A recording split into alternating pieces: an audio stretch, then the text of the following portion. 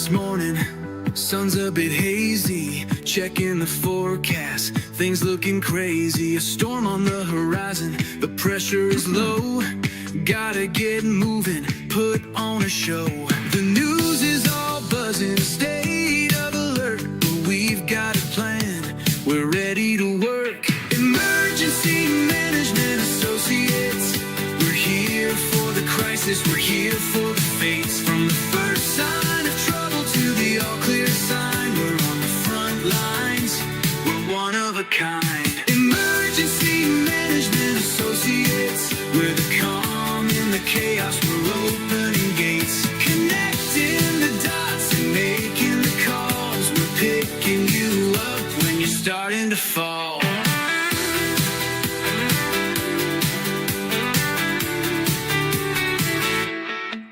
See a little fire or a rising flood, we're a well-oiled machine, we're running in the mud. From the city hall meetings to the rescue teams, turning worst case scenarios into hopeful dreams. We're training the people, stocking the gear, we're the team you can count on when trouble is near. Emergency Management Associates, we're here for the crisis, we're here for the fates. From the first sign of trouble to the all clear sign, we're on the front lines, we're one of a kind. Emergency Management Associates, we're the calm in the chaos, we're opening gates, connecting the dots and making the calls. We're picking you up when you're starting to fall.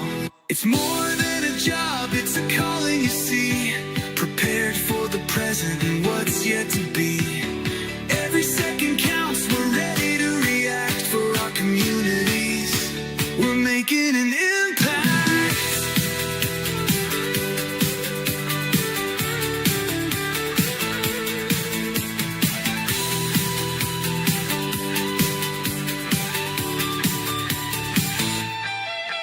Emergency Management Associates, we're here for the crisis, we're here for the fates. From the first sign of trouble to the all clear sign, we're on the front lines, we're one of a kind.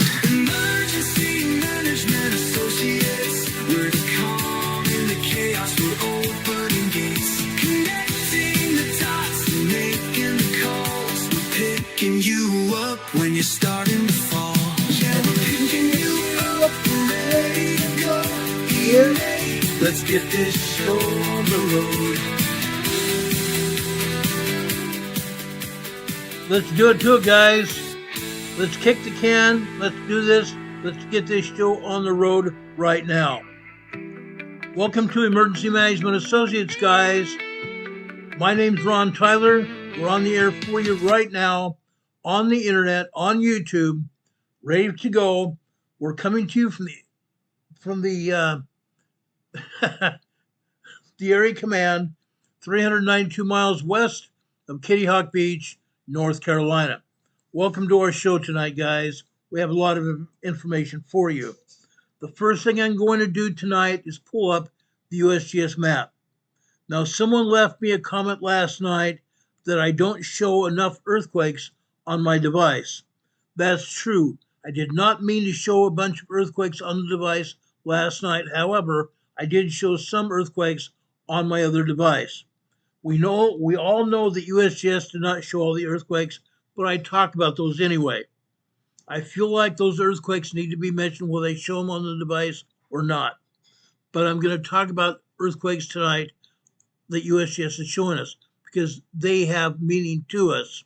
I'm going to take down our EMA banner here for a few minutes. I'm also going to take down a webcam here. Notice over here in Indonesia here, we have a very strong earthquake here. A very strong earthquake here, guys. Guess what? Guess what it is? Can anybody guess what it is, guys? How big is this earthquake? They came out and said it was first a 6.3. They downgraded to 6.1, and it came up again as a 6.2 earthquake. right here. They downgraded to 6.1. They put it back up as a 6.2 earthquake, but I believe it was stronger than this. I believe this was actually a 6.6 to 6.7 earthquake. Okay. This was 168 miles west-southwest of Tual, Indonesia. Let's zoom in here. Okay. Let's zoom in here. I want to show you something. This was over in the Banda Sea now. The Banda Sea. 6.2 earthquake. A strong earthquake. 6.0, 6.5, or actually 6.0 to 6.4 are strong earthquakes. 6.5 to 6.9 are considered to be very strong earthquakes. It doesn't matter, anything over 5.0 can make property go away. 5.0 to 5.9 earthquakes are large earthquakes, and they can destroy property. They can also destroy lives. 6.0 absolutely can. This happened in the Banda Sea now. Happened in the Banda Sea. Now it happened on the edge of the plate here. There are 7 different plates in play here in the South Pacific Ocean, in the Southeastern Pacific Ocean here. That is including Tonga, Samoa, Vanuatu, the Fiji Islands, also including New Zealand, Australia, Papua New Guinea, Papua Indonesia, all of Indonesia, and all of Southeast Asia over here. 7 different tectonic plates here in play. When one tectonic plate moves, it subducts or goes underneath the other plate. In this case, that's what happened here. That's exactly what happened here. The Indo-Australian plate underwent another plate movement here, underneath another tectonic plate, causing this at least 6.2 earthquake. I believe it may have been as strong as a 6.7, 6.8 earthquake. But again, let's zoom in here. There are other islands out here as well, such as this island right here. Right here, guys. There are people living here on this island. There's a town right here on this island right here. Small town, small village here. Now, because this happened in the Banda Sea, this village probably did not feel the full wallop of the 6.5, 6.6, 6.7 earthquake. However, it did feel probably 5.0 energy, or maybe even 4.5 energy. That is still massive seismic energy here. Again, people in this world don't have the finer things we do to help protect their homes and their belongings. They don't understand what total infrastructure protection is. When an earthquake of this magnitude hits, guess what? Their belongings, their property goes away, gets destroyed. Now, guys, again, this earthquake, I believe, was far enough away from any of these islands that it had no effect on these islands, except for some of the energy did reach these islands here. This 6.2, 6.7 earthquake was 168 miles west-southwest of Tual, Indonesia. West-southwest of Tual, Indonesia, out here. Way out here, guys. Way out here. Now, this earthquake was near other islands, as I said. Was near other islands. That does not mean it destroyed anything on those other islands, but some of the actual seismic energy may have reached some of these islands. I want to make that clear. Okay? Now, we have one other earthquake here that they're showing here in Indonesia. This is a 4.7 moderate earthquake here. 4.7 moderate earthquake, 21 kilometers deep. Very shallow earthquake. 4.7 energy here. This earthquake was out here in the ocean. This earthquake happened here in the ocean. Nobody felt this earthquake at all. The ocean waters from the Molucca Sea absorbed the shockwaves from this quake. The same thing here. Same thing down here with the 6.6, 6.7 earthquake here. The ocean waters here of the Bonda Sea possibly absorbed most of the shock waves from this quake. That's what happened here. Okay? But there are also a bunch of other earthquakes here as well. There are 47 earthquakes today here in Indonesia, ranging in size from 2.7 minor earthquakes to 3.0, 3.9 small earthquakes, 4.0 to 4.7, 5.0 earthquakes here as well. They're not showing all the aftershocks from this quake. There are going to be aftershocks from this 6.2 to 6.7 earthquake. Always aftershocks. USGS is not showing them today. Let's go up here to the Philippines. Luzon, Philippines here. Luzon, Philippines here. We had a large earthquake hit here today. Large 5.3 earthquake hit just over the north side of Luzon, Philippines. 5.3 earthquake here, out here in the ocean again, in the South China Sea, I believe. This is a 5.3 earthquake. This was 21 miles deep.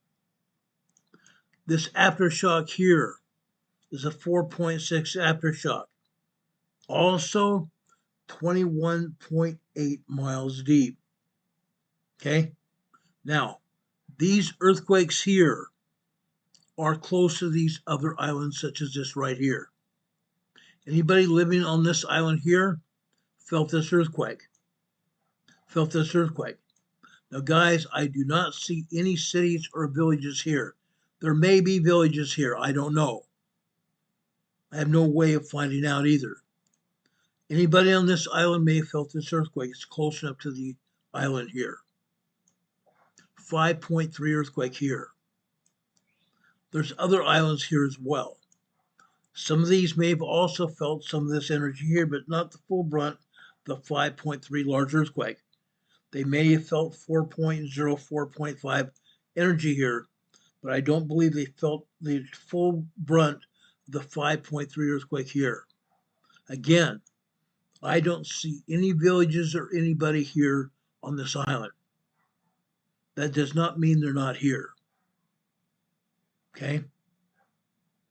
Now, let's zoom out here.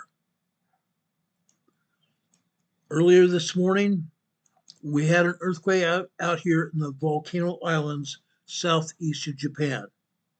The Volcano Islands, southeast of Japan. This was a 5.2 earthquake, large 5.2 earthquake here. I don't believe anybody felt this earthquake because nobody lives in these islands. The Volcano Islands are uninhabited islands. They're aptly named because all these islands here were formed by volcanic action. Volcanic action, volcanoes. All islands were formed at one point or another by volcanic action. Magma racing through a volcano, erupting from the volcano as lava, forming islands out here in the Pacific Ocean or anywhere else. Okay, now, we have earthquakes here in Japan as well. They're not showing those either. Now, we have earthquakes also here. Let's go over here to Ethiopia here, right here. This is the Northern Africa Rift Zone. Northern Africa Rift Zone. This is a 4.7 earthquake here. 4.7 earthquake here. Now, there's a rift zone developing here. Earthquake City. Literally earthquake city. We've had numerous earthquakes here. This rift zone is opening up. It's opening up. Okay? A fissure is opening up here. That fissure is going to open up and possibly split Africa into a partial different continent. Partial different continent. Now, guys, when they speak of the rift zone opening up and tearing off part of Africa, probably won't happen in our lifetimes unless there is such a major earthquake hit that it completely separates the land here, and I don't think it's going to happen in our lifetimes. Okay? It's part of our normal evolvement here in this world. That's how we got the continents of the world as we see them today. Going over here into Iran. Okay, we have a 4.7 earthquake here near Bandar Abbas, Bandar Sur, Iran. 4.7 earthquake. Now, I have two feelings about this. Number one, this could have been a missile causing this earthquake. This could have been a missile causing this earthquake because Iran is in a war with the U.S. and Israel, number one. Number two, Iran has also been launching missiles at the United States and Israel. Okay? Some of these missiles and drones have gone out into the Persian Gulf here and have been destroyed by anti-aircraft missiles by the United States Navy. Okay? This could have been a missile fired at Iran, landing over here in Iran. Bandar Sur, Iran. Okay? 4.7 earthquake. Now, look where this earthquake is at, too. This is out over here on the northern side of the tectonic plate. The northern side of the tectonic plate here. Let's go out here to the east here. Okay? Let's go out here to the east. We go over here out into Southeast Asia. We go down here into Indonesia. Here you see the plate here, the tectonic plate here on the southern side of Sumatra, Indonesia. That tectonic plate reaches up here into Myanmar or Burma that you see on the map here, goes up here on the northeastern side of India here, goes over here into the Himalaya Mountains. The Himalaya Mountains here are at the edge of the tectonic plate here. This is the edge of the plate here. The Himalaya Mountains stretch out here to the west, over here to Afghanistan, Pakistan, and Tajikistan and Kazakhstan. We have earthquakes here that are not shown either. Now here's where the plate moves in two different directions. Number one, it moves north. We have evidence of the tectonic plate moving north. It stretches out and goes through the center part of the Caspian Sea, reaches out over here, going over here into Syria, northern Iran, Syria here, over into Turkey as well. Okay? The other thing is, this plate here is also showing down here in southern Iran. Reaches down here through Afghanistan, Pakistan, and goes over here into southern Iran. Reaches over here to the west here, all the way uphill also here into Syria and Turkey region. We have earthquakes here all the time. All the time.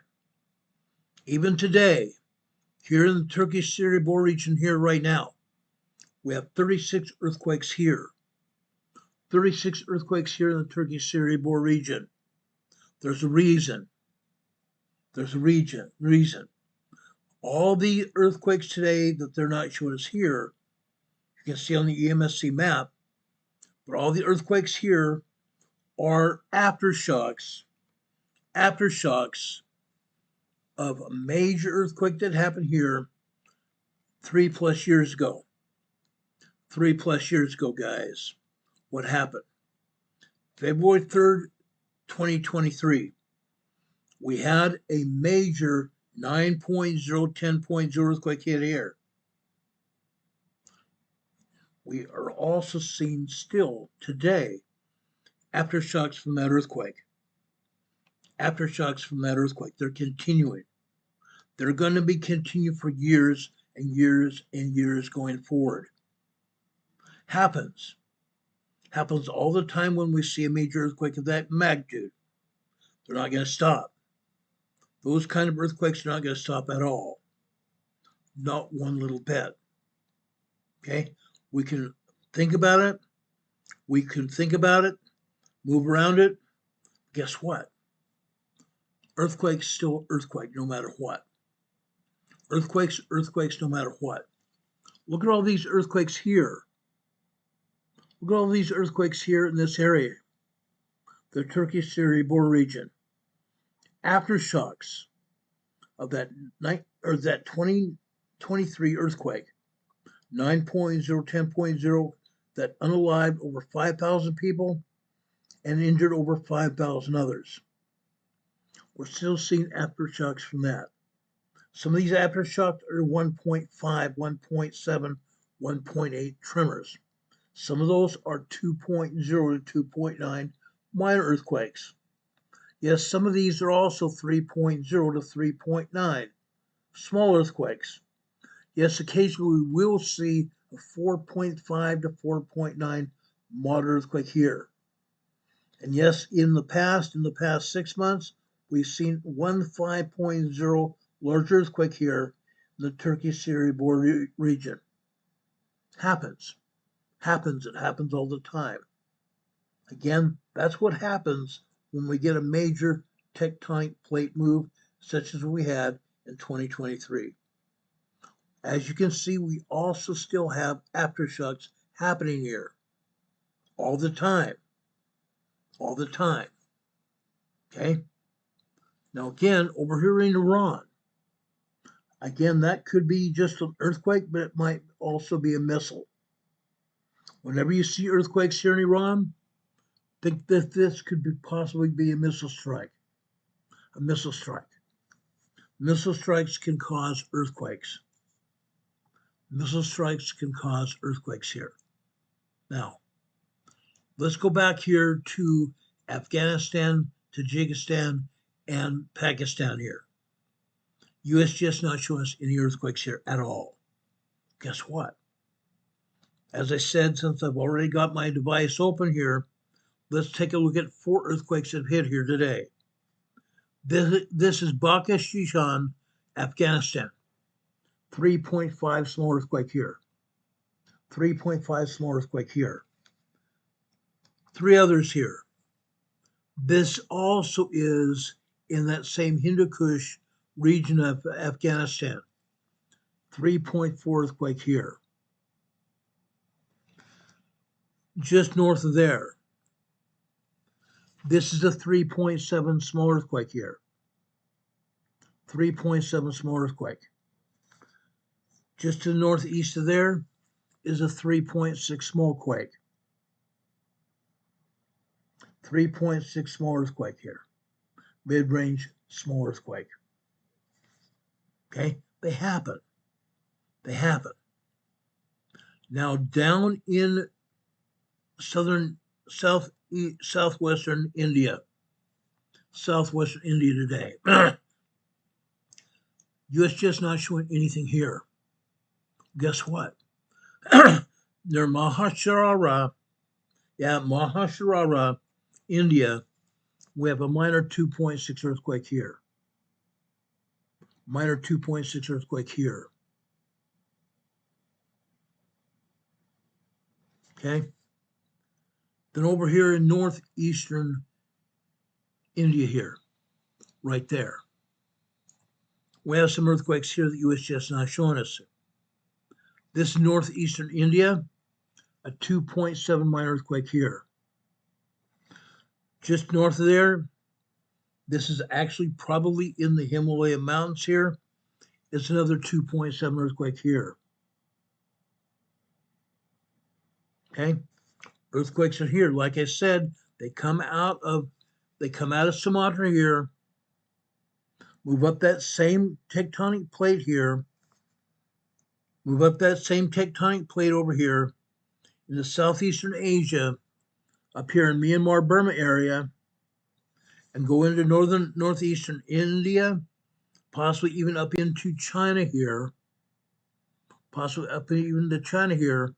Then they go through the Himalaya Mountains over to Afghanistan and Tajikistan.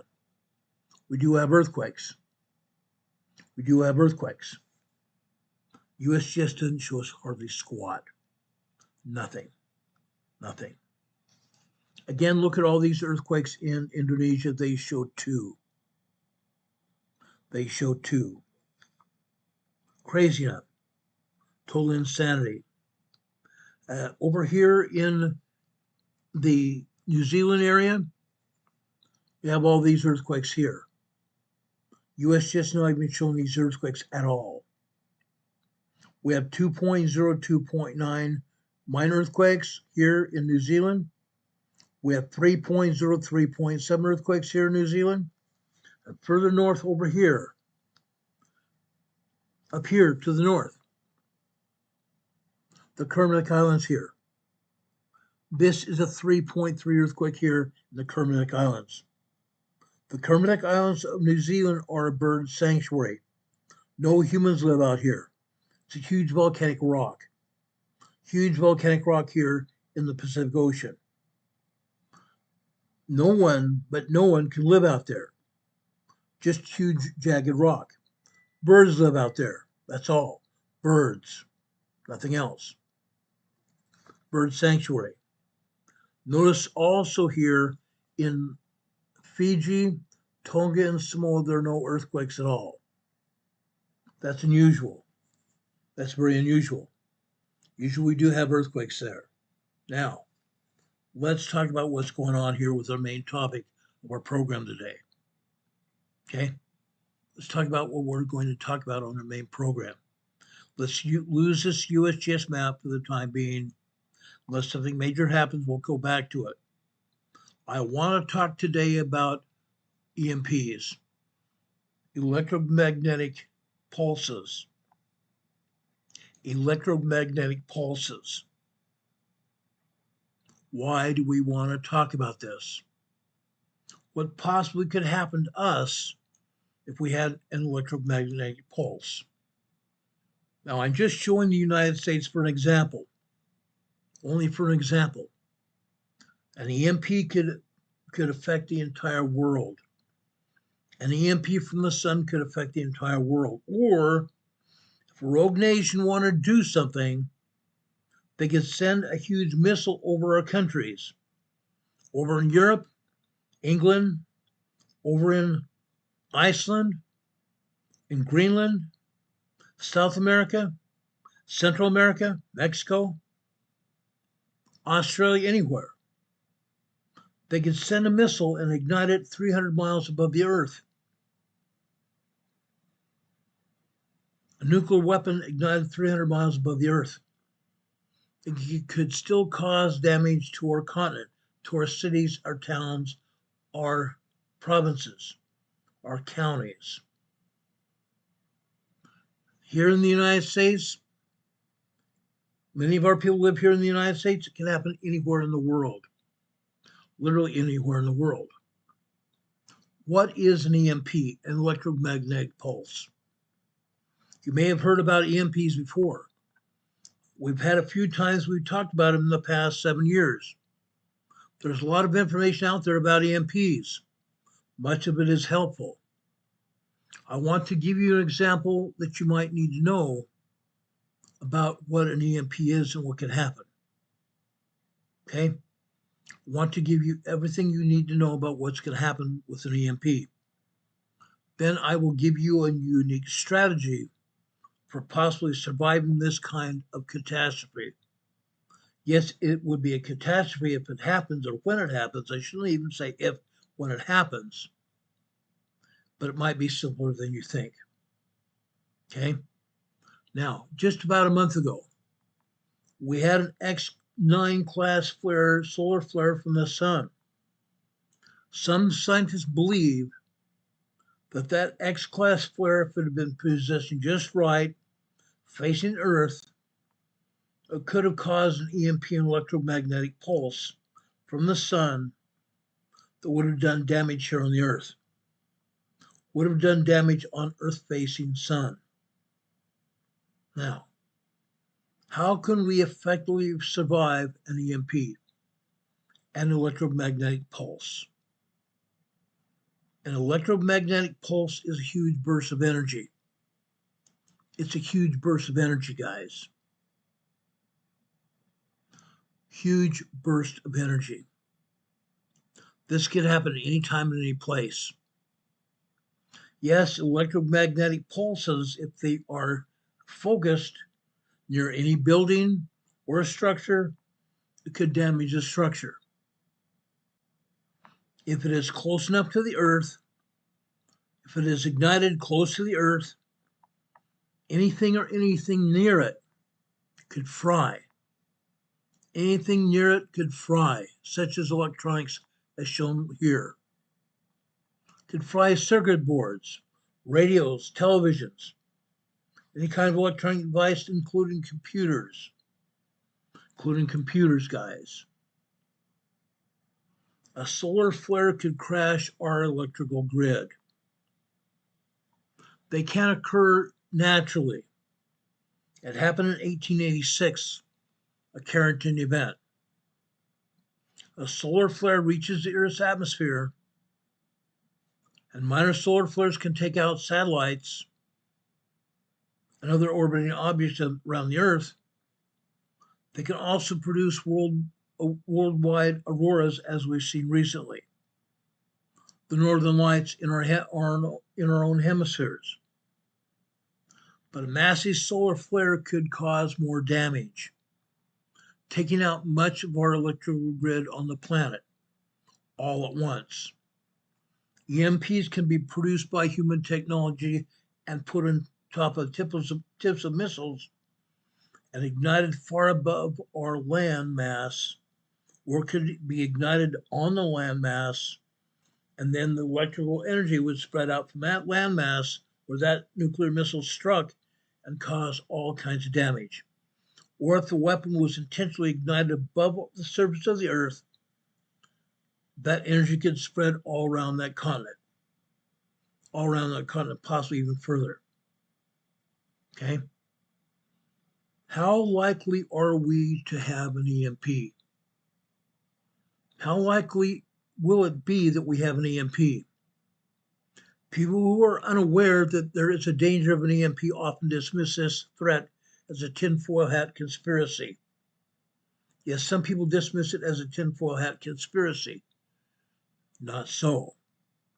Not so. Which is ironic. It's ironic because that phrase is derived from the very fact that tinfoil is actually a cheap but effective protection against EMPs for electronics. I've told you about Faraday cages before.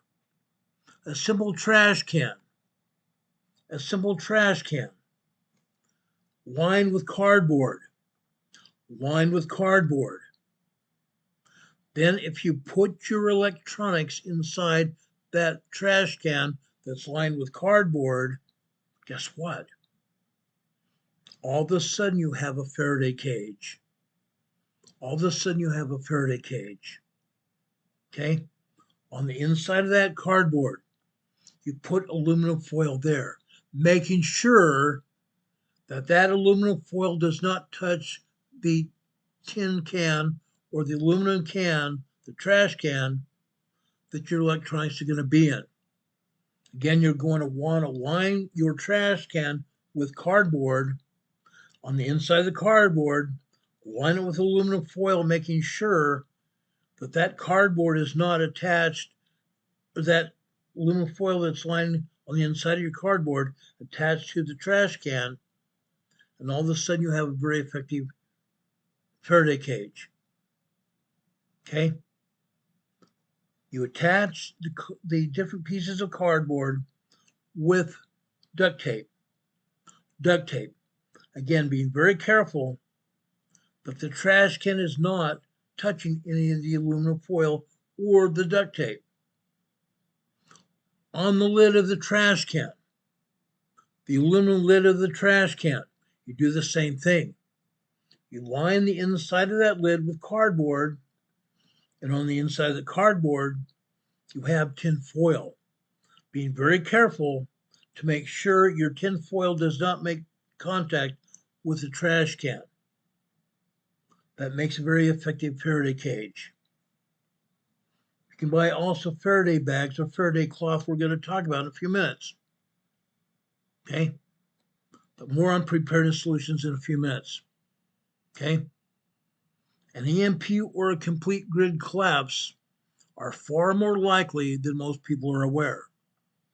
At the risk of us sounding like an alarmist, I'm going to talk about what Americans and everyone else needs to know about.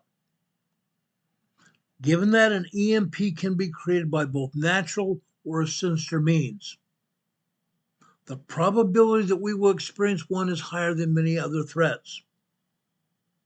The last time Earth was struck by a massive solar flare was 1859. I spoke earlier saying it was 1886, 1859. 1859. 20 years before the invention of the light bulb. We already had these devices to send messages, to tap out messages in Morse code, and send them around the world via electronic lines.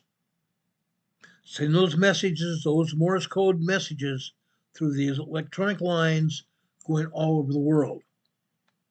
Okay? That was before the invention of the light bulb. This caused telegraph systems across the world to fail.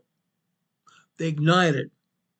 One telegraph operator here in the United States got electrocuted when that solar flare hit, electrifying those telegraph lines and those telegraph lines leading directly into his telegraph office, sending him a message, or him sending a message there, holding on to that telegraph key, and he got electrocuted. Yeah, that happens. Even giving telegraph operators electric shocks. Many experts believe we're far overdue for another massive solar flare. We are. Again, we just got through having a few weeks ago an X-Class 9 solar flare. That could have caused it. Had that solar flare been in a position where it was not, but if it had been in a position where it could have been, we could have had another Carrington event. There are other sinister ways it could happen and take down our grid. I talked about those missiles. That's a very real possibility. Now, during the recent 8-week war with Iran, we honestly thought that the United States military and Israeli military took down Iran's capabilities. We thought we'd taken them down to 30% capabilities of doing any damage. There are some people like me that believe that we have only eliminated maybe 30%. Maybe 30%, not 60%. Was believed it was 60%, we believe it now is 30% of Iran's capabilities. They still could do it. They still have the capability of launching a missile strike against anyone, including their own neighbors and Europe. Okay? Now, many Americans choose to ignore this danger as an alarmist conspiracy theory, but it's real and it's very well documented. There lurks a deeper, darker threat that goes far beyond any simple outrage. Okay?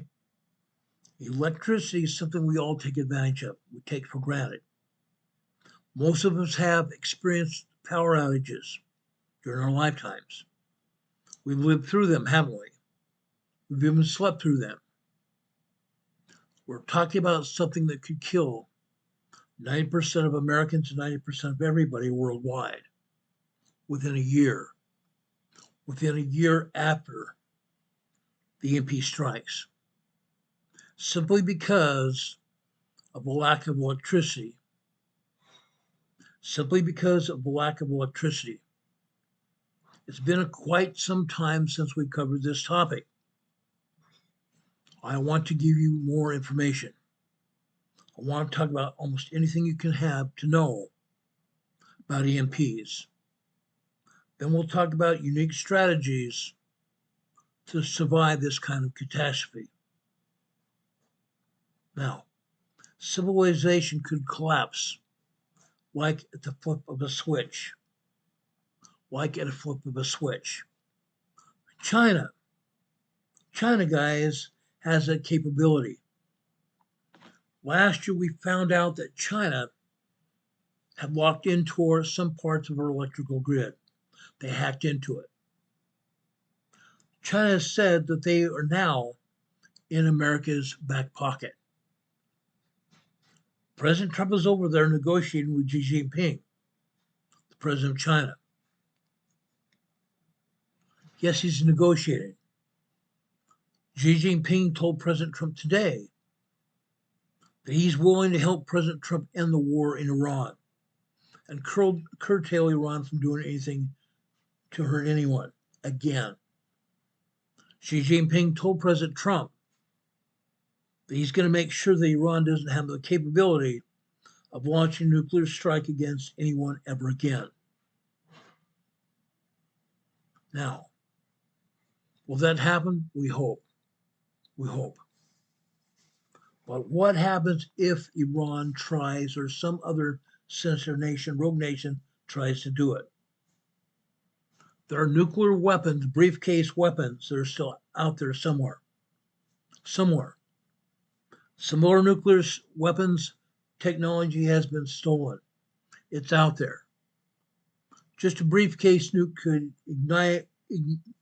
totally destroy New York, or Los Angeles, or Houston, Texas, Charlotte, North Carolina, Ontario, Canada.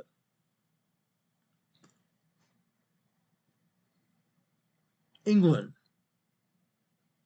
could take out England. Some time ago, the award-winning journalist from ABC News, Ted Koppel, wrote a book. The book was entitled Lights Out, about this very topic of EMP weapons and EMPs going off.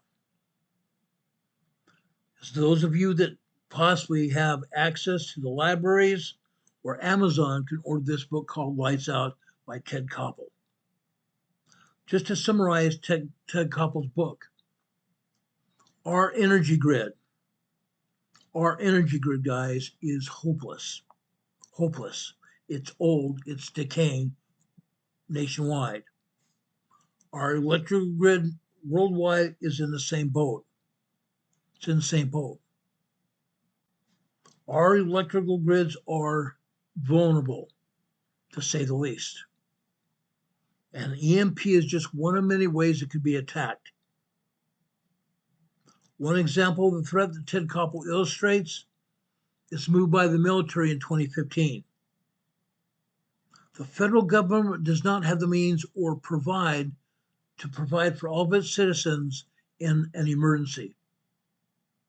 The federal government does not have the means or the ability to provide for all of its citizens in an emergency. But our military has been preparing. Our military has been preparing. But in an emergency, FEMA is not going to be able to move. FEMA is not going to be able to move at all. At all. Let's talk about NORTHCOM. NORTHCOM, the Northern Command of the military.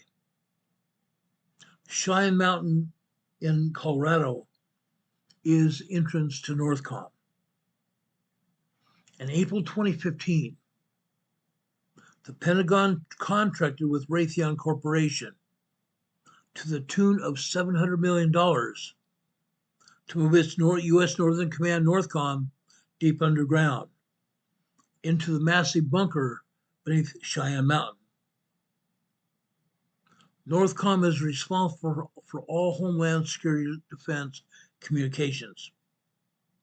This bunker in Colorado has originally been built to shield from a Soviet missile attack during the Cold War. Think about that. Think about that, guys.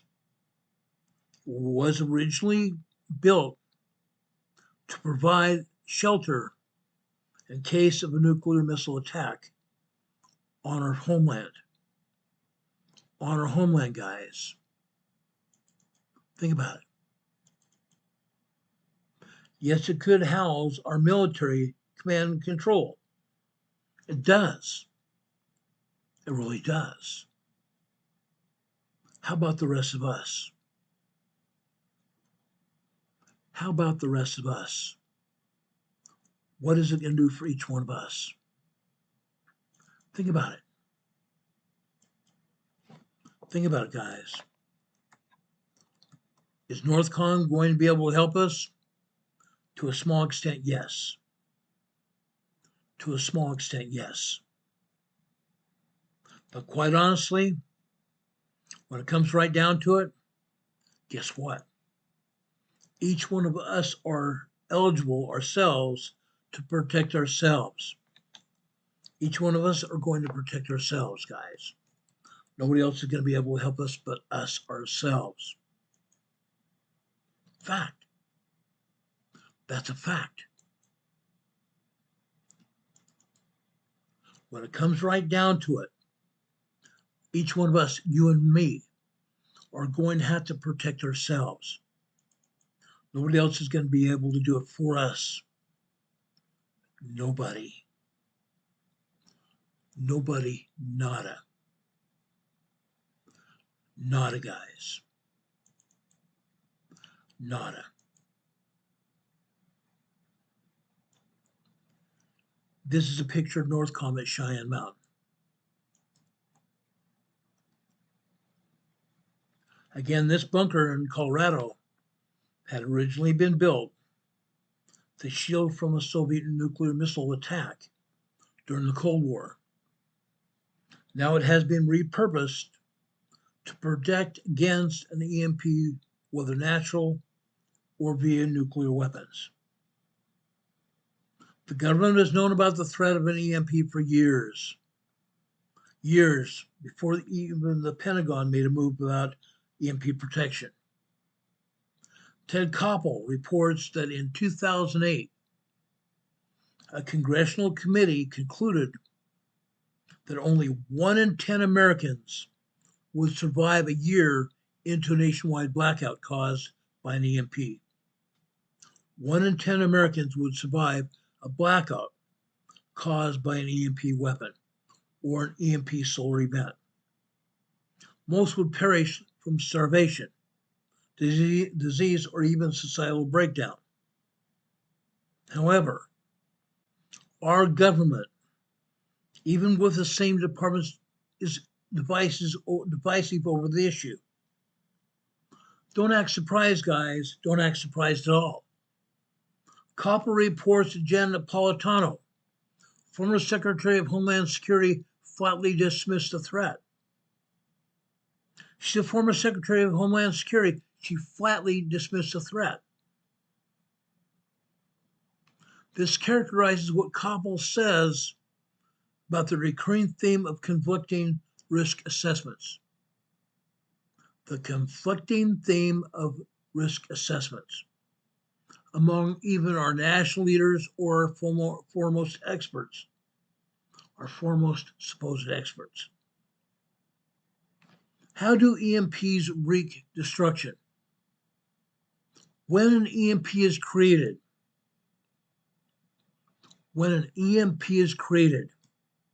what happens? It is an electromagnetic pulse. It is an electromagnetic pulse. Just like I show you here, frying electronics. The electromagnetic energy disperses in all directions, much like an earthquake.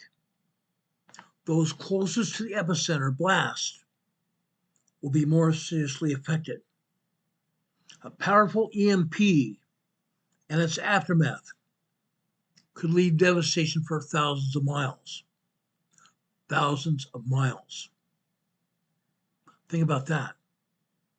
Unshielded electronic devices such as computers, laptops, radios, telephones could be damaged or destroyed. This means our power plants that sit unprotected in many cases all over the landscape. You've seen them all over the landscape, guys. As you drive by on the roadways or freeways and such, you see these power plants all over the countries. All over. Registers at supermarkets will fry. Registers at supermarkets will fry, guys. They won't work. Smartphones, tablets, personal computers will go down. Banking systems will go down. Mainframe computers will go down. Not only are many of these electronics disabled because of an EMP, but their likelihood of working again without many replaced parts is almost impossible. It's negligible. Negligible, guys. When all goes quiet, then what happens? What happens? Things explode, don't they? In the immediate aftermath of a complete power grid failure, police and emergency personnel will be tied up for at least 3 days, if not years. Why? Because their electronics in their cars will be disabled. The electronics of their cars and vehicles will be disabled, including paramedics, EMTs, fire department personnel. Everybody driving a car around this earth of ours, their electronics of their cars will be totally disabled. Think about that. The ability of our first responders to rescue people stuck in elevators, putting out electrical fires, will be none, zero, zilch. Not only will emergency personnel be tied up, they will be inefficient because their communications lines are also going to be disrupted and destroyed. Our first responders' communication lines will be destroyed in that EMP. Supermarket shelves will be totally bare in a matter of hours. Riots and looters and violence will accompany these mad dashes as people become very desperate. Running water will be gone in a few days, if not a few hours. Why is that? It takes electricity to activate water pumps in our communities, in our counties, in our states, and in our countries. It takes electricity.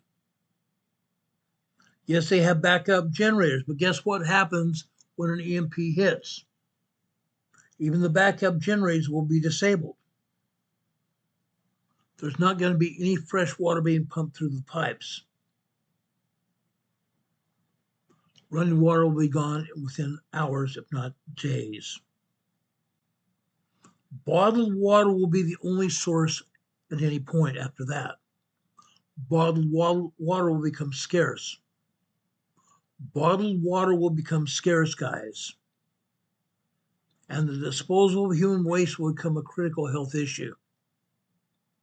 Many cities and states have plans for a host of emergencies, but a simple power outage, hurricanes we've seen recently, even here in North Carolina, floods, earthquakes, tornadoes, even terrorist attacks.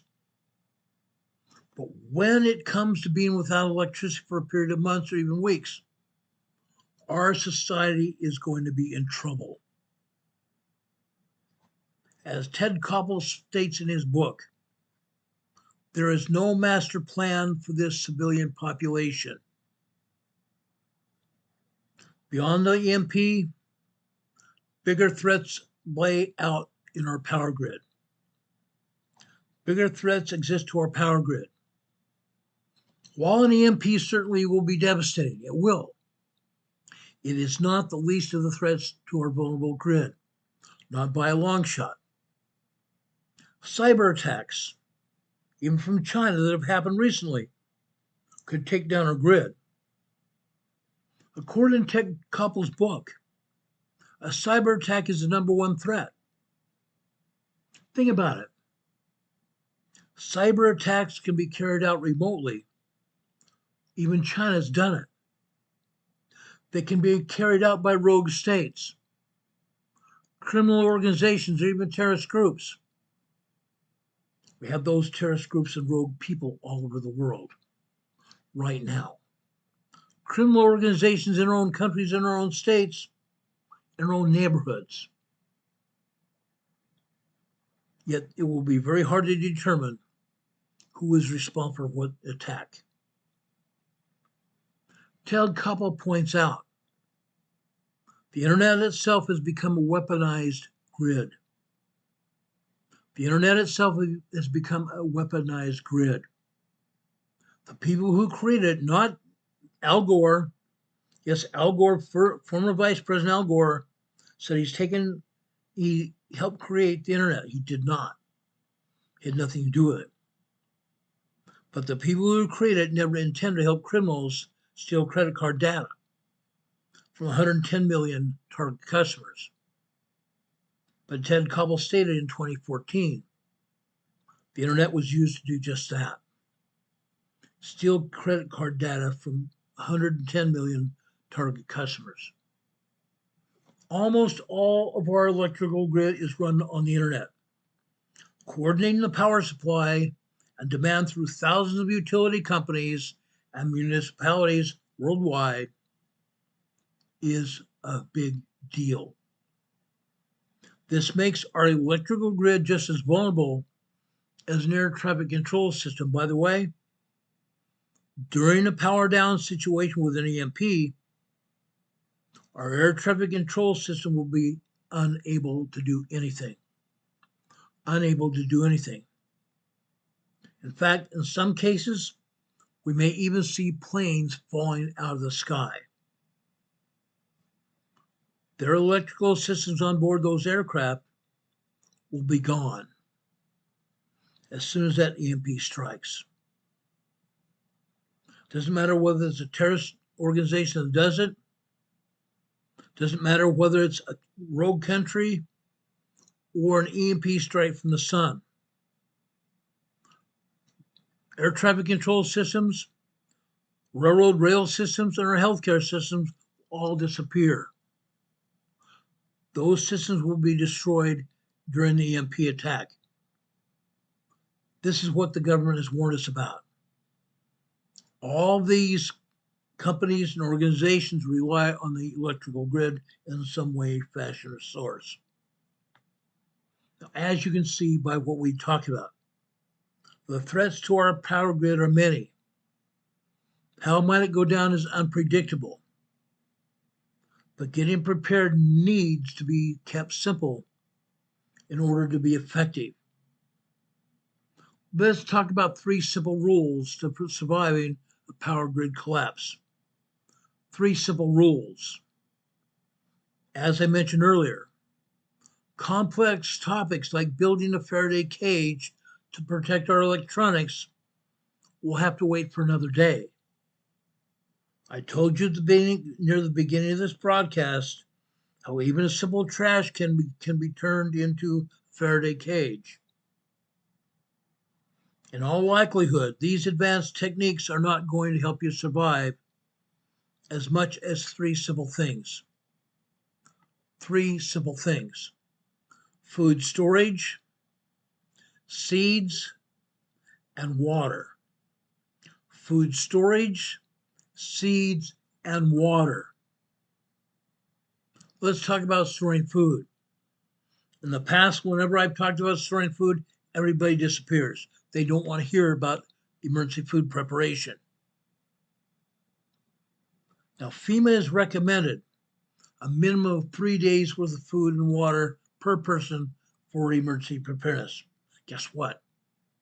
That is far and away not enough. That is far and away not enough. It's not going to even come close to cutting it. You may need to shelter in place for a few weeks or even months, possibly years, before you can even bug out and avoid riots and civil panic. That's a fact. Even if you're able to bug out safely right away, you're going to need at least 3 months worth of food per person before you can even grow a garden producing fruit or vegetables. You need to have at least 3 months of food and water per person before you can get a good garden producing.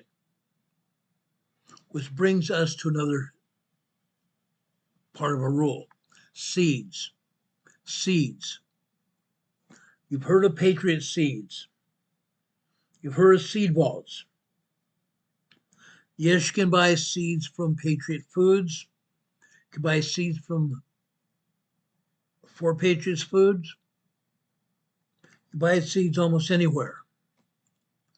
You need to buy seeds from a seed bank, organic seeds, not seeds that are MSM seeds, not seeds that have been altered by any way by chemicals or anything else. Those seeds will almost do you no good at all. They'll provide you with little protein and nutrition, but over just a short time. And then those seeds will produce nothing. Once your food storage runs out, you'll need to have your own food production up and running. Growing fruits and vegetables, that's the easiest way to do this. That's why we say seeds are the only true way to ensure long-term emergency survival. Seeds. All seeds need to be packed in triple layer mylar to enable food storage for 5 years. To enable food storage for seeds for 5 years. Mylar bags. Even longer when it's stored at temperatures below 75 degrees. Now you're going to want to plant your survival seeds as soon as possible after you reach a safe place, a safe location to shelter in, to shelter out of the madness of the cities. You need to make a plan for water. What are you going to do water-wise? Are you going to drill your own well? That's a possibility. And a grid collapse, running water is going to disappear, like I said before. Bottled water will be right behind it. Storing water is great. We have water storage here. I'm talking about what we do here, where I live. Where you live, you might be doing it, maybe you're not. If you're not doing it, guess what? You're in trouble right now. What happens when that EMP hits tomorrow, or the next day, or next month, or next year? What happens? If you're not already doing something about yourselves and your family, you're one step down into the grave.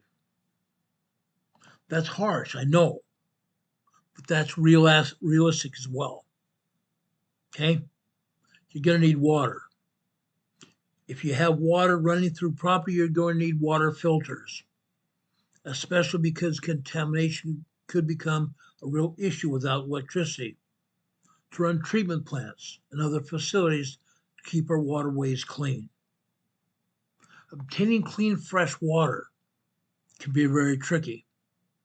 So I suggest you do your own research, both around your home and the other potential bug out locations. Investing time now in a possible portable water filtration system would be an excellent idea. Investing now in a portable water filtration system now. Now, guys. Now. If you're looking at emergency filtration, there are a couple of different systems I recommend. Okay? They're perfect for grid collapse scenarios. One, Alexa Pure. Alexa Pure Pro can deliver clean water over a long period of time once you settle in a place that is safe. A place that is safe.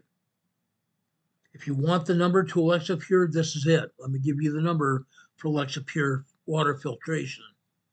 866-229-0927. Alexa Pure Pro water filtration system is 866-229-0927. If you keep it simple, you stick to these 3 rules that I've explained, you're going to be far and away ahead of most Americans getting prepared for a grid down collapse. Yes, it's going to happen. As you can tell here, I do believe that the collapse of our grid is one of the biggest catastrophes that we can face, and we are one step away from it happening right now, especially given so many triggers, so many threats can trigger it. Electromagnetic pulse, an EMP, can come in many forms, which is why it is one of the biggest threats right now. We told you about Iran, what Iran has been planning to do. That is just one part of this that I'm talking about. That's just one thing that I'm talking about. Iran. Iran could take a system completely down. What would you do then? What would you do then, guys? What would you do then? I'm asking. I'm asking for reason. What are you going to do when a collapse happens? When an EMP pulse hits Earth, whether it is from a missile or a solar flare, our grid will be burned to the ground. Our grids around the world will be burned to the ground. Cars and trucks will come to a complete halt. As I said before, just a few minutes ago, we may even see airliners, planes fall to the ground. Grocery stores won't be able to get resupplied as the big trucks will simply break down the highways, or the trucks will halt before they even get to the supply centers to get restocked. We won't even be able to get water or gasoline from the ground if the electronic pumps fail. If the electronics fail, everything's going to come to a screeching halt. There's going to be no television, no actors on television, no newscasters, no weathercasters, no nothing. No televisions, no computers, no mobile phones, no ATMs. Nothing with circuits are going to work any longer. Why do you think I've been talking about everyone taking money out of the bank now and holding on to it? Get a safe and put a safe in your house. Sock money away each month, each week for your own safety. For your own safety. When the grid goes down, you're not going to be able to get any money out of your bank at all. Nothing. What is the result going to be of all this? Utter chaos. Looting on a scale that is almost unimaginable today, except we've seen looting happen in Oregon, Washington, with these left-wing nutheads going crazy because they can. They are being tolerated in Oregon and Washington, and even California. Martial law is going to be the only thing that might even come close to stopping it or slowing it down. Martial law will be the only law that we're going to be susceptible to. The police and even our armies, our military, will be completely overwhelmed. Many of those unhardened vehicles and equipment will also be fried, unavailable for anyone. They will probably want to protect their own families before you and me or anyone else. Yeah, true story. The pharmacy you usually go to will be overrun and ransacked and never to be restocked again. Like I said, stores will be looted. Not just grocery stores, but pharmacies as well. Life support machines will simply cease to function. Hospitals will fill to the brim with dying, sick, and injured people. Yes, hospitals will be filled to the brim with dying and sick and injured people. Diseases are going to run rampant, killing without mercy as basic sanitation breaks down and there's no more running water. Before long, famine will take over. And as the days turn into weeks, people will turn into beasts that will do anything for the next meal. Normal folk will loot your homes, loot your supplies without giving a second thought to it. There's nowhere to run from this huge nightmare. Nowhere. An EMP will affect the entire world. An EMP over our continent by a missile, deployed by a missile, will destroy everything within thousands of miles. Where you live is where you're going to have to survive, as there will be no transportation available. And outside your immediate area, the world will become too dangerous to venture much further. The only hope for any sane person is to outlast the effects of an EMP at home, until at least the grid can be rebuilt from the ashes. Yeah, from its ashes. As I said in the beginning of this, you may not even be aware that something's being done, that something may be down already. Or when the grid goes down, you may not even be aware that somebody may also already be working on it. And within maybe 1 year, 2 years, 5 years, maybe then the grid will be rebuilt, but not before that. The rebuilding process could take up at least up to 2 years or longer, depending on a lot of factors, including where you and other people live. Where you and other people live. No joke. The grid is America's and the world's soft underbelly. And that is where many shrewd enemies will strike first, at our underbelly, the grid.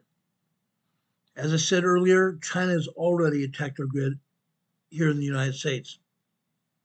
Rogue forces from within their own cyberspace in China have attacked our grid here in the United States. Our water grid, our electrical and computer grids have been attacked by the Chinese.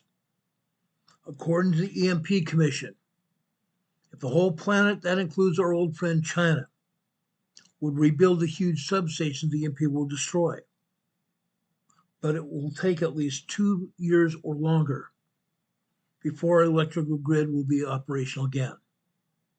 2 years or longer.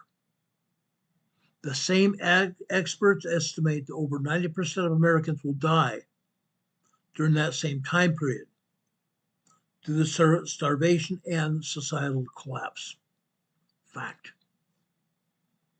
In the event of an EMP attack at 300 miles above the ground, the whole continent will be devastated by a civilization-ending EMP pulse. 300 miles above the ground, the EMP pulse could be detonated, and the entire continent will be devastated by the EMP pulse. Fact. Fact. How could it affect our lives? I'm showing it to you right now. This is just an example of the United States. Think of your own countries around the world where you live. There will be no warning of an EMP attack. No warning from a solar flare. The truth is, an EMP would end America and end our way of life all around the world as we know it. Now, I'm not telling you this to scare you at all, but to try to help you prepare before it's too late. That's why I'm talking about it. Why an EMP attack has just become imminent. America's time and everyone else's time is running out. Simple, inexpensive material, such as a Faraday material, a Faraday cage, could protect your home and all your electronics from the effects of an EMP. From the effects of an EMP, guys. Fact. Fact.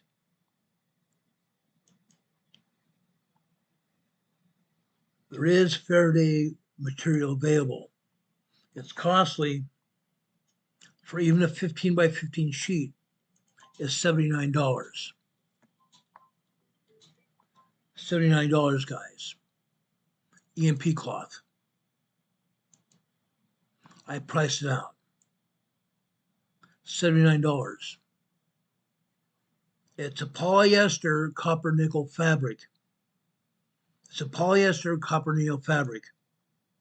Yes, it is available, but it costs about $79. A 15-foot by 15-foot sheet of Faraday cloth. The three most important items you must shield before all others. You can also use this same material to protect your phone from being tracked or listened to, or to stop crooks from stealing money off your credit card when you're at least paying attention. Now, yesterday I even saw a new card that you can buy for about $4 or $5. You can stick in your wallet.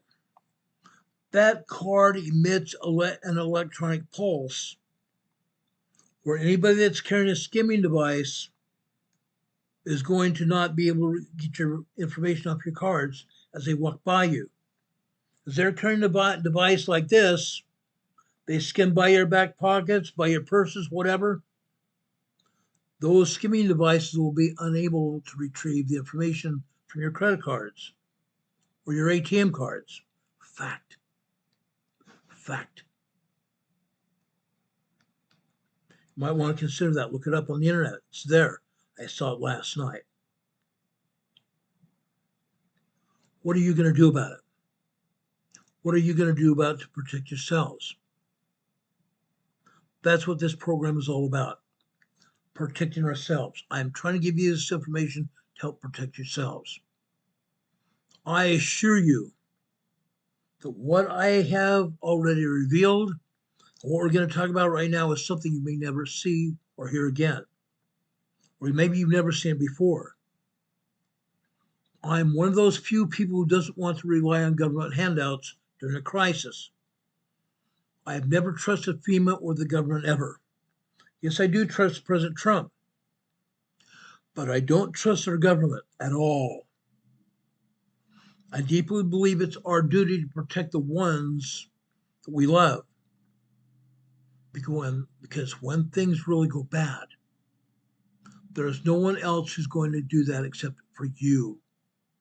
For you. Some people might tell me that I'm a nutty preparedness person. Yes, I'm a preparedness expert. I'm an emergency management expert, subject matter expert. Others might even go as far as to call me crazy. Yes, they have. I've heard it. But people like me are not only crazy until the very things we prepare for actually happen. Then people will be coming to me, Ron, can you help me? What can you do to help me? What ideas do you have that might help me? They're already doing that. Like, let's talk about Hurricane Katrina, or Hurricane Gustav, or Hurricane Omar. Those hurricanes ravaged states here in the United States, and the cyclones have ravaged Indonesia, India, Australia,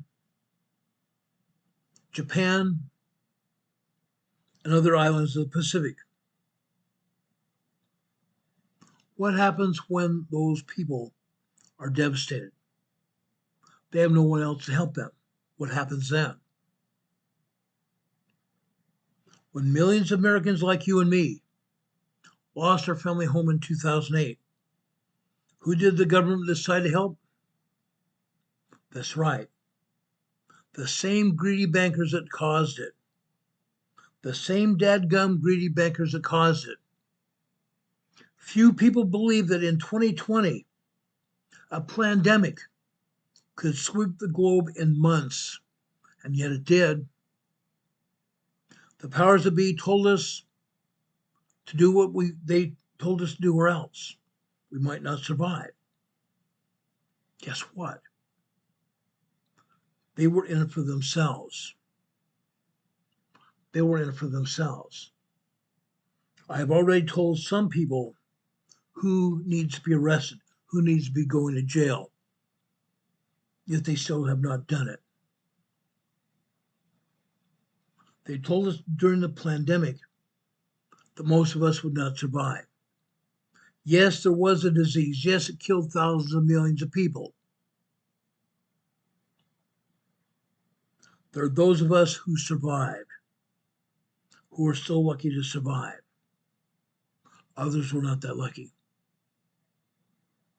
Now we have learned that this was also a planned attack. A planned attack.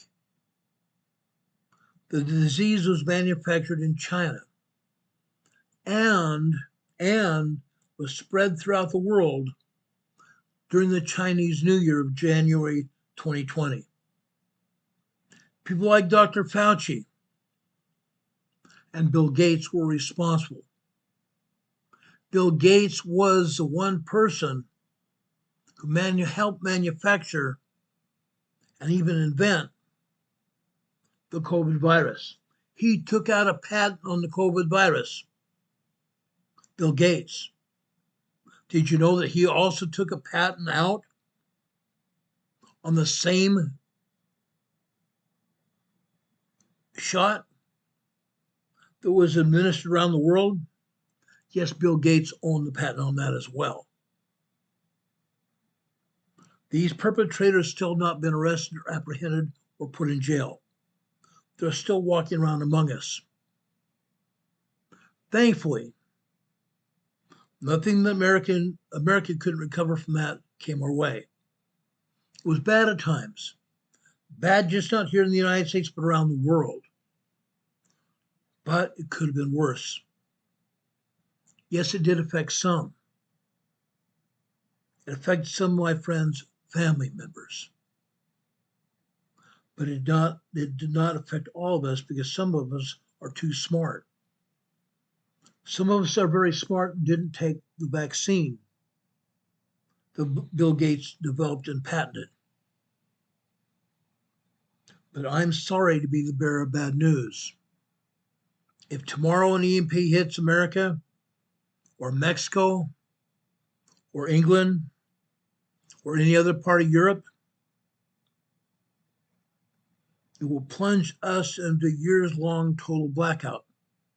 Again, with no cars, no phones, no working hospitals, no life support machines, no refrigeration, and many others. Everybody's going to be affected. And nobody's going to come to save you or me. Nobody. An electromagnetic pulse is one of the most dangerous disasters that any of us could face. And the United States of America, the preeminent emissary of the world. Yes, the United States of America is the emissary to the world. But the United States is not even ready for it. Now, I've lived through a lot of years. I've seen a lot of things happen. There is still nothing that frightens many of us more. This crisis, this grid-down crisis, it would end of America as we know it. It would end America, the United States, as we know it. The U.S. government discovered this phenomenon by accident. While they were performing what was called a secret test, codenamed Starfish Prime. Starfish Prime, look it up. The experiment was concocted and conducted over a remote area in the Pacific Ocean, far away from civilization.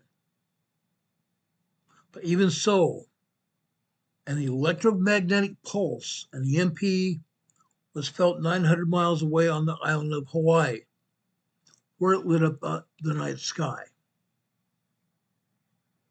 It also knocked out over 300 streetlights, set off numerous burglar alarms. It tripped circuit breakers. It even damaged telephone company microwave links. Imagine if it had come even closer. That EMP also fried several satellites flying in low Earth orbit. And our leaders quickly understood that this was a new existential threat. During the next few years, both our military and the Soviet Union, Russia, further developed this kind of weapon until it was capable of bringing devastating effects to entire continents. 2 entire continents, guys. That was back then. Some nations even today are doing what they can to destroy the infidel. Our electronics, our microelectronics, are a lot more complex today, and our lives are a lot more dependent on them. The more vulnerable we are, the higher chance it is that an EMP attack will eventually be used against us. That means that people like you and me won't get rescued by the government, like in a local disaster such as a tornado, a hurricane, a flood, a rainstorm, a snowstorm. This is not going to be anything like Katrina or Omar or any other hurricanes, but it's going to be much, much worse. Our entire countries will be facing prolonged blackouts, unlike anything we've ever experienced before. You and I are going to be the only ones responsible for our own family's safety in the coming darkness and chaos. Nobody else is going to help us. No one. No one, not FEMA, not anybody.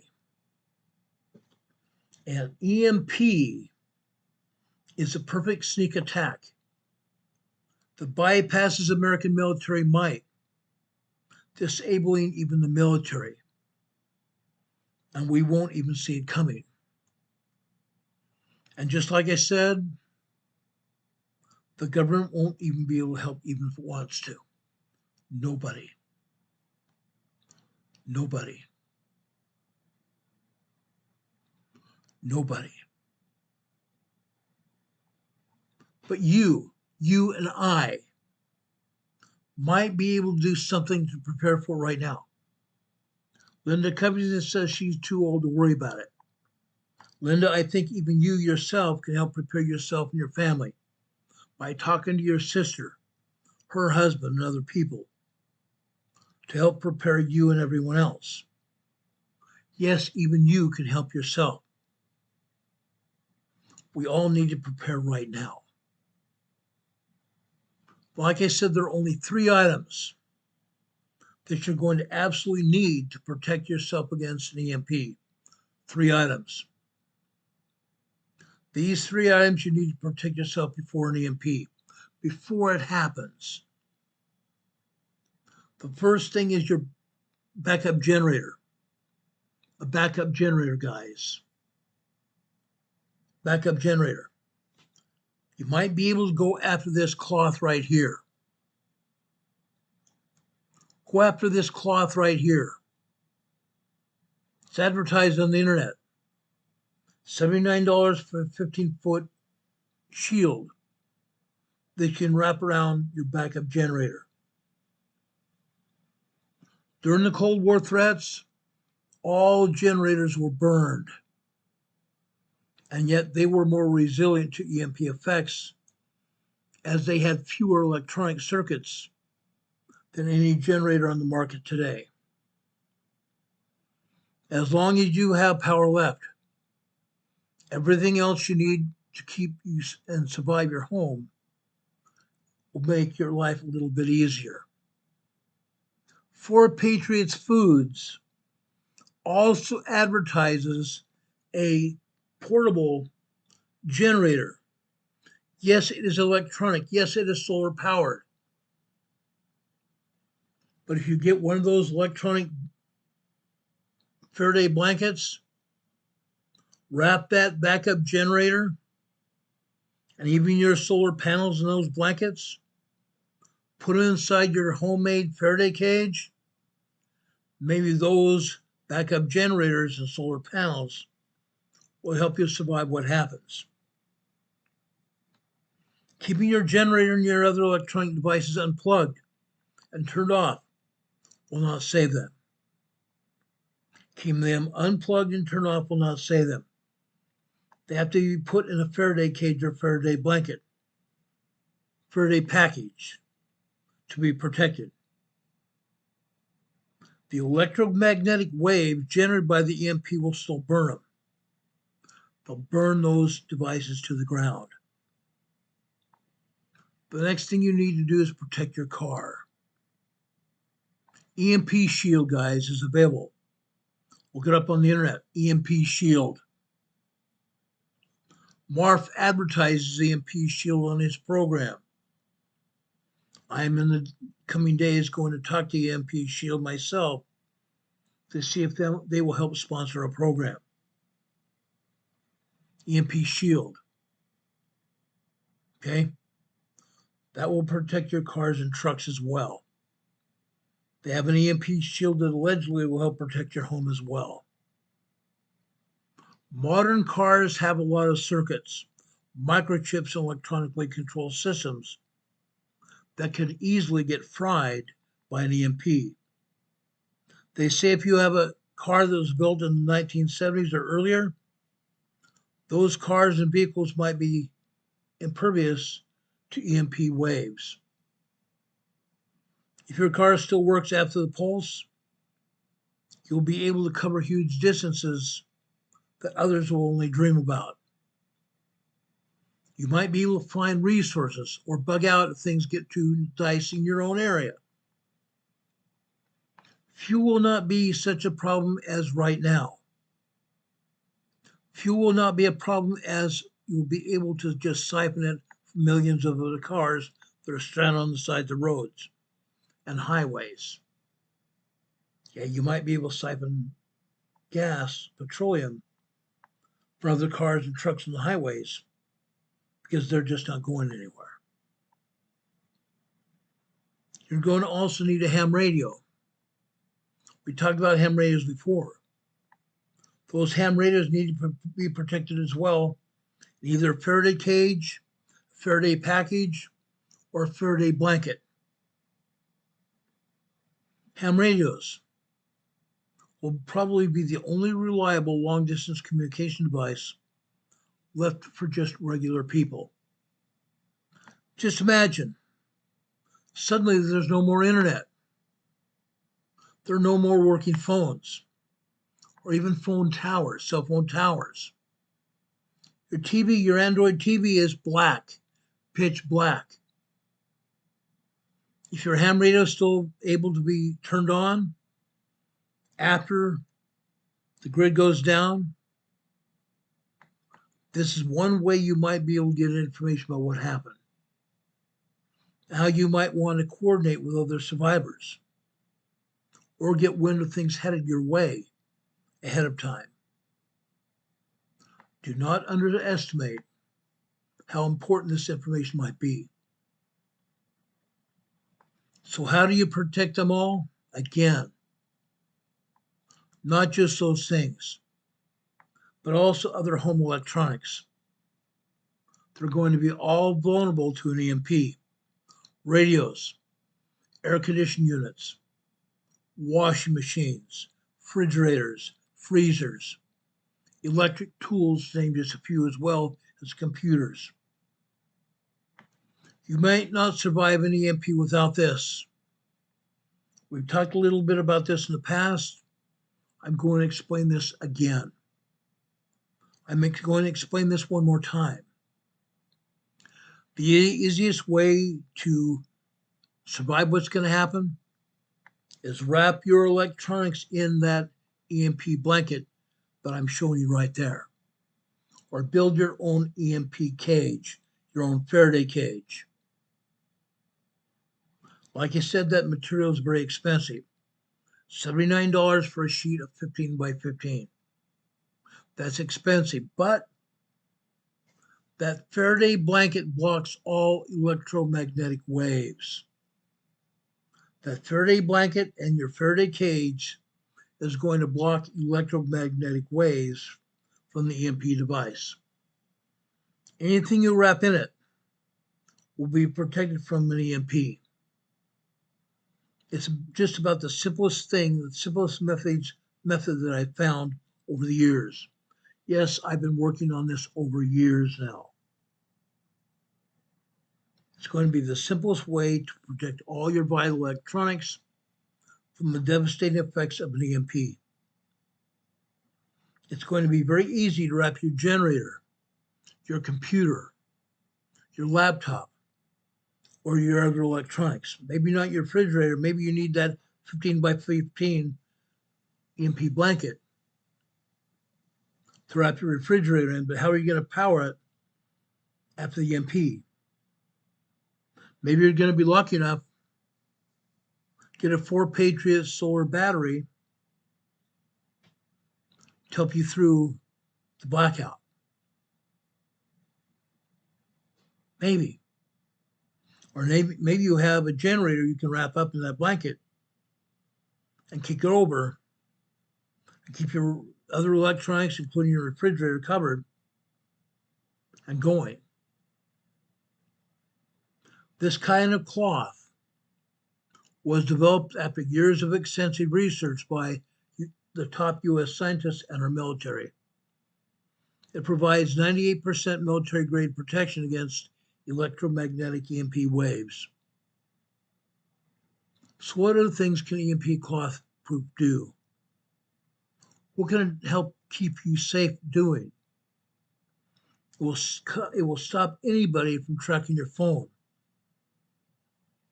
As I said, there's also a credit card-like device that you can stick in your wallet, that you can stick in your purse to help protect the credit cards in your wallet. Yeah. No more signals will leave or enter your phone. No more signals will leave your credit cards.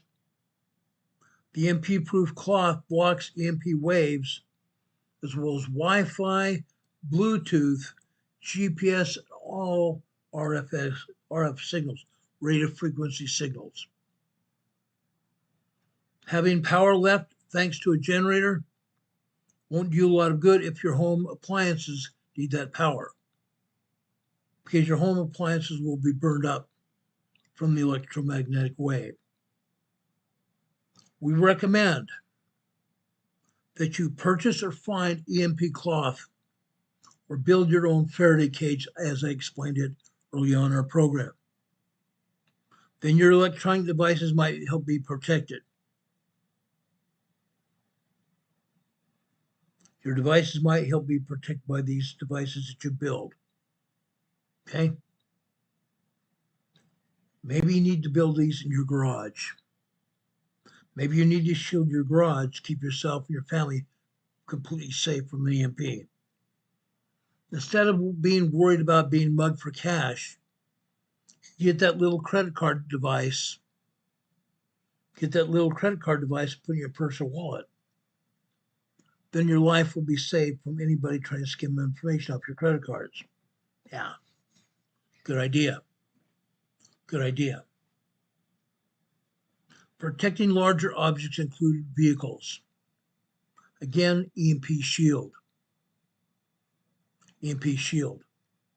Or you can duct tape 2 or 3 EMP-proof cloths together and shield your vehicle or any other large device. That way you become an excellent way to shield even bigger items, such as cars and trucks and so forth, offering them almost complete protection against an EMP. Just an idea. Just an idea. Okay? Do you guys have any questions for me? Again, the last Carrington event happened in 1862. It's become known as the Carrington event, when telegraph wires were burned by a solar flare all over America, and a telegraph operator got electrocuted. A solar EMP of that magnitude is happening today, and would cause a widespread electrical disruption around the world, long blackouts and severe damage, and even loss of life due to extended outages involving the electrical power grid around the United States and or around the world. Fact. Fact. My buddy Don Patoka is back with us today. Welcome back, Don. We've missed you. We love you, brother. Don said here in the chat, cut the credit cards up, throw them in the trash. Cut the credit cards up and throw them in the trash. And then I even burn that magnetic strip on the card. That way that magnetic strip would be rendered useless. Burn that magnetic strip and make it useless. Melt it. Melt it into oblivion. Okay? Betty Zoom is here from Canada. Welcome, Betty Zoom. We appreciate you here. Does anyone else have any questions here? Yes, Don Patoka says 1700, here we come. Yes, the EMP could wipe us off physically from where we're at and take us back to 1800s. Fact. And like I said, the only thing that prevented us from going there would be having seed to be able to grow vegetables. To grow vegetables, guys. Okay? Having water and seed to grow us vegetables. But again, where are you going to get the water? Where are you going to get the water? Now, when I first noticed this happen in 2010, when the grid went down in San Diego when I was there, after the earthquake, the grid went down for over 19 hours. 19 hours without power. 19 hours without running water. How about that? How about that? Think about that. Yes, we would have our day completely wiped clean. That's again why we need to have stored water. Why we need to have stored water for long periods of time. Yes, Kenzo says, would do mass chaos. Yes, it would mean mass chaos, guys. Fact. Fact. And you can take that to the bank. Okay? Now, guys, I appreciate you all being here. Tomorrow, if I have anything to say about it, we're going to talk about the Pacific Northwest and earthquakes and volcanoes. And we're also going to talk about something else. Preparedness. Preparedness. We talk about preparedness on Fridays anyway. We need to think about it. We need to think about it, guys. This is important. It's important for ourselves and our families to be prepared. Be prepared. Be prepared, guys. Now, I'm going to be a little bit on a different note here. At the end of our program, I try to leave you something more positive. During our program, we completely wiped civilization off the map. Now I'm going to try to rebuild it. I'm going to the book of John, 15th chapter, starting in verse 10. Jesus Christ taught us, if ye keep my commandments, ye shall abide in my love. Even I have kept my Father's commandments and abide in his love. These things have I spoken unto you, that my joy might remain in you, and that your joy might be full. This is my commandment, that ye love one another as I have loved you.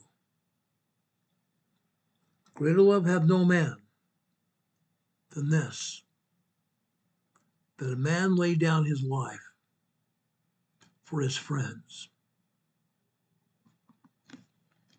In verse 14,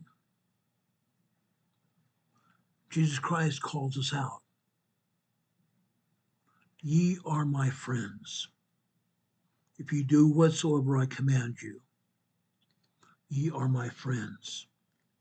You all, our EMA family, are my friends, my family, my family. In verse 15, Henceforth I call you not servants, for the servant knoweth not what his Lord doeth, but I have called you friends. For all things I have heard of my Father, I have made known unto you. Ye have not chosen me, but I have chosen you, and ordained you, that ye should go and bring forth fruit, that your fruit should remain, that whatsoever ye shall ask of the Father in my name, ye may give it to you. These things I command you, that ye love one another. If the world hates you, you know that it hated me before it hated you. Love one another. Love one another. And we shall love him, because we obeyed his commandments. I know I've talked a lot about this tonight. I ask all of you to think about what we talked about tonight. Think about it sincerely. Sincerely. These things could happen at any point in time. 8 weeks ago, we were closer to it than ever. We may have bought a little time during the last 8 weeks, but I believe the enemy is still out there. The enemy hates us because of what we stand for, because we are Christian men and women. We stand for truth. We stand for happiness, and we stand for love. May God bless you. May God lift you up, that you stand out, worthily standing out. As the Lord commanded us, stand ye in holy places, and be not moved. May God bless us. May God be with you until we meet again. If anything happens tonight, we'll be back on there and tell you about it. As soon as the information becomes available, whether it's tonight or in the morning, we'll be back on there and tell you about it. As soon as the information becomes available. I'm going to try to do an members only meeting tomorrow morning, sometime around 10 or 11 o'clock Eastern time. Members only meeting between 10 and 11 o'clock tomorrow morning. I hope you all can join us for that members only meeting. Hope to see you then. God be with you until we meet again, guys. We love you. We love you, EMA family. You mean the world to us. Try to help support us by going to our PayPal here, or even sending us a post office letter here to our post office box, 504 Bethel Road, box 401, Morganton, North Carolina. Zip code here is 28655. Go to our PayPal location. You can also support us there. Thank you for your support. Thank you for your love and caring.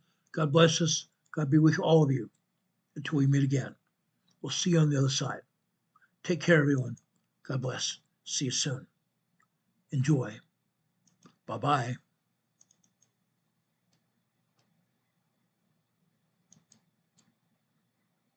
Have fun.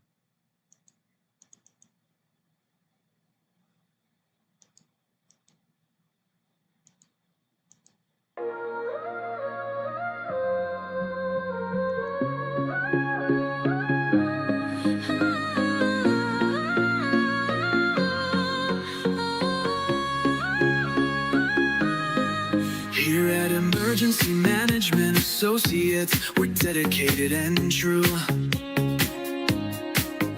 bringing you the essential knowledge, helping you see things through. From disaster preparedness to navigating recovery's embrace, we're here to guide you in every unpredictable time and place.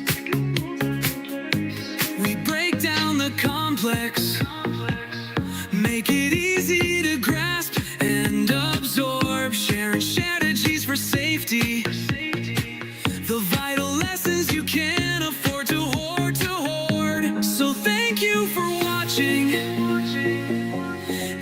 Thank you so much for your sub. You're a key part of our growing family, a member of our knowledge club.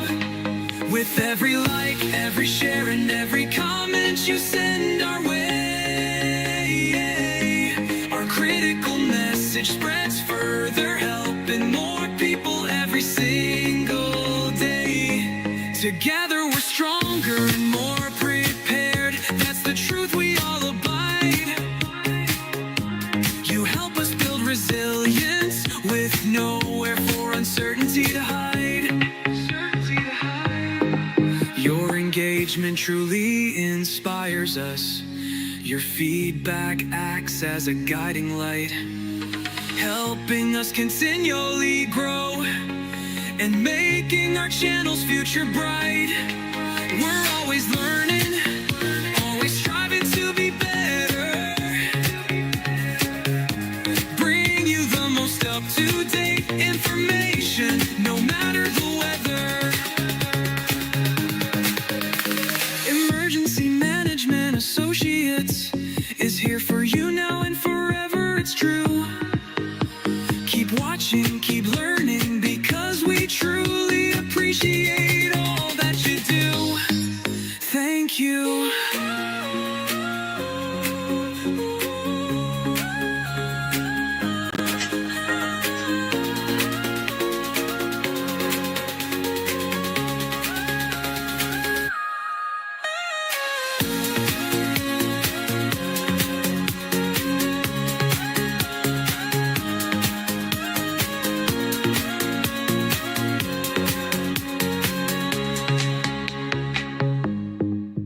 Thank you. Thank you all for being here. We love you. Have a good night.